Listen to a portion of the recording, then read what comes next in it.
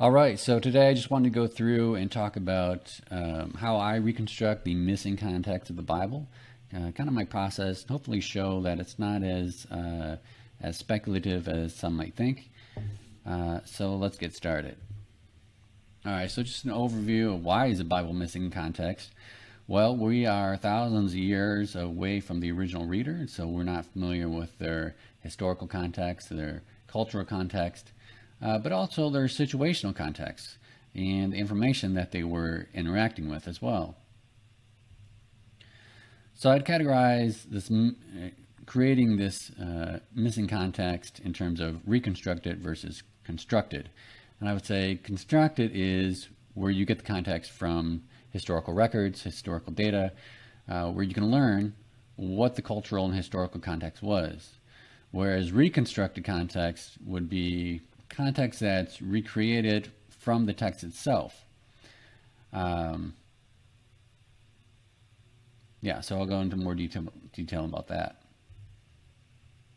So I've made this term called reconstructive reading, which is the process of reconstructing the context. So this is a first draft definition here, which is reconstructive reading. By using the text itself, reconstructive reading attempts to reconstruct the context that the author presumed the original reader knew and therefore didn't explain in the text. This reconstruction could include the situation the author was responding to, as well as any information the author was interacting with, such as arguments, narratives, or philosophies.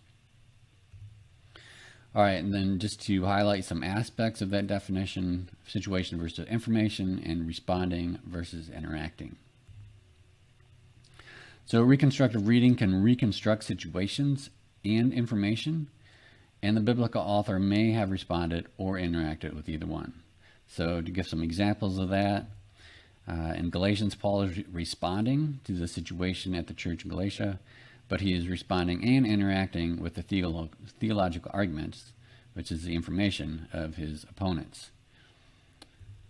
And another example in Genesis, the Yahwist is interacting with the northern Israelite narratives, which is the information, but he was responding to the influx of northern Israelite refugees after Assyria conquered Samaria, which is the situation. So it's not like they wrote the northern Israelite narratives and then the Yahwist responded to it. There's a situation that prompted the Yahwist to start interacting with the northern Israelite narratives, and the purpose of that was to assimilate those narratives into the southern Yahwist tradition. All right, so the methods used in reconstructive reading, I use mirror reading, echo reading, and causal chains, and I'll explain each one of those. All right, so mirror reading, you would just take the biblical text and you would just mirror it. So if biblical text said Moses did not say X, then the mirrored would say Moses said X. Okay, so that would be the reconstructed information. Echo reading, I originally had it as an aspect of mirror reading, but I think it's a method by itself. So it would echo what was in the information that the biblical author was interacting with.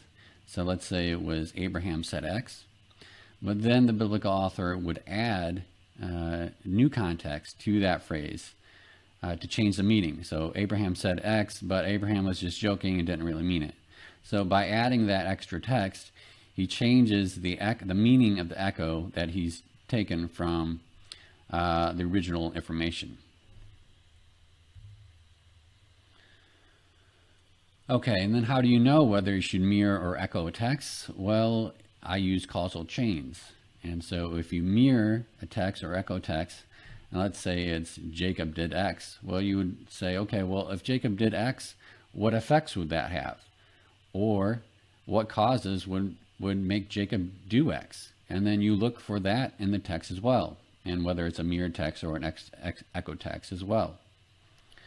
And sometimes even if you don't have the original mirrored echo text here, in this case, Jacob did X, you can infer it. So if you had if you had enough causes and it had enough effects, you could infer kind of what was in the middle there. So even though we don't have anything about that in the biblical text, you could infer it, and you could, in this example, discover that Jacob did X in the original information.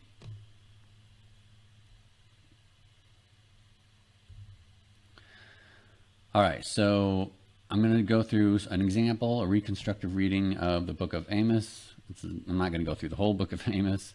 That would take quite a while, but I'll just take the first verse. All right, so here's Amos 1:1. This is going to be a mirror reading example.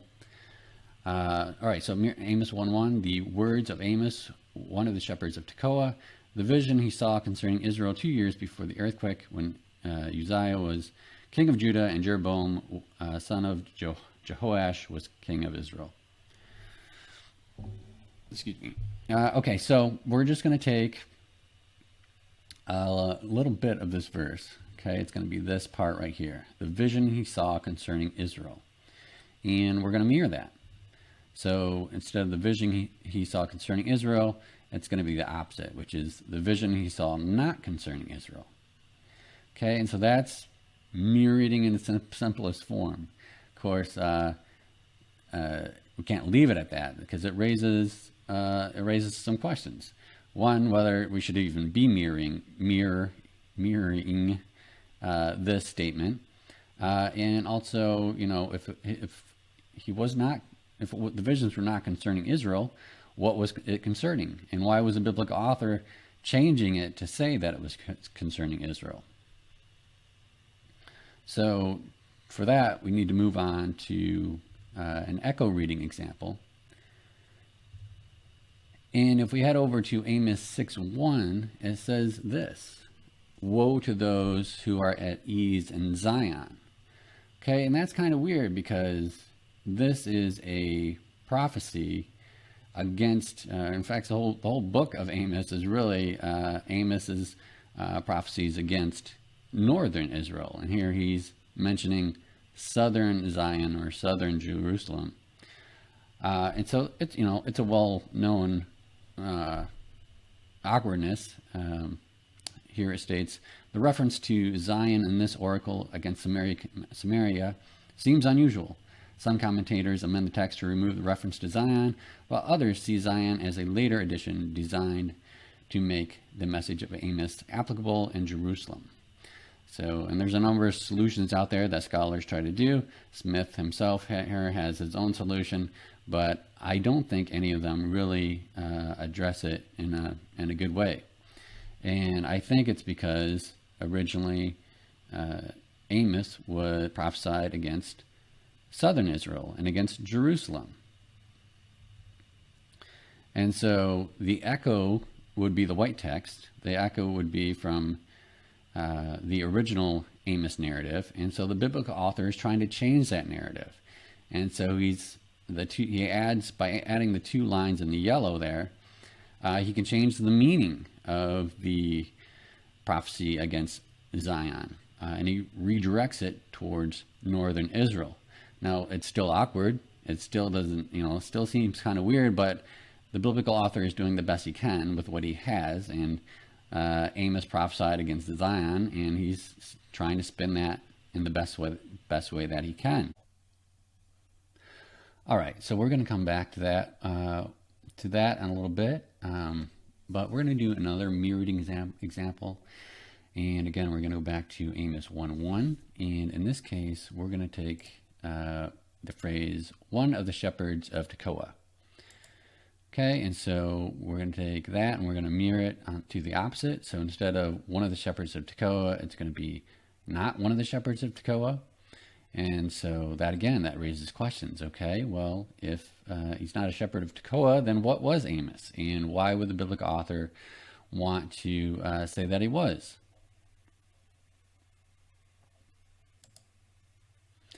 And we need to do a little research on Tekoa. And we'll find out that Tekoa was a place of refuge for political insurgents and fugitives.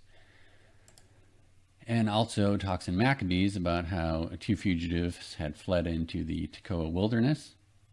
So that raises some questions. Okay, was Amos a fugitive or an insurgent? So why would the biblical author say that Amos was a shepherd of Tekoa? So we need to do an echo reading example here, and we'll go to Amos 7:14, and it says, Then Amos answered and said to Amaziah, I am no prophet, nor a prophet's son, but a herdsman and a dresser of sycamore figs. So that's kind of weird because Amos was a prophet.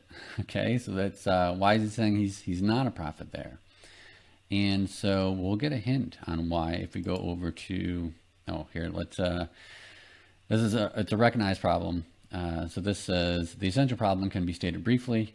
In all the pertinent passages in the book of Amos, except one, Amos acts as if he claims the title of Navi, which means prophet. On the other hand, in his defiant reply to Amaziah, the priest of Bethel, he seems to say, I am no prophet, nor am I the son of a prophet. Yet in this very passage, there is a contradiction. For both Amaziah and Amos himself describe the activities of the latter as prophesying.